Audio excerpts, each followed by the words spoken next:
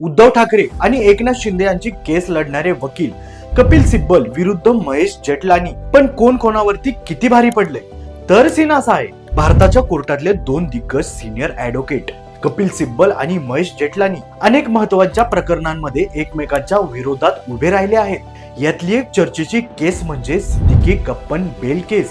कप्पन यांच्या बाजूने कपिल सिब्बल तर उत्तर प्रदेश सरकारच्या बाजूने महेश जेठलानी. आणि 2022 मध्ये सुप्रीम कोर्टने सिद्दीकी कप्पन यांना जामीन मंजूर केला.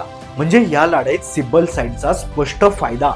दुसरी case West Bengal post poll violence प्रकरणात जेठलानी एका पिटिशनरच्या बाजूने तर सिब्बल वेस्ट बंगाल सरकारच्या बाजूने होते. या लिटिगेशन मध्ये जेठलानी यांच्या बाजूने महत्वाचा प्रोसिड्युरल ऍडव्हान्टेज मिळाला आणि प्रकरणाच्या तपासाबाबत सीबीआय प्रोबचा मुद्दा पुढे गेला.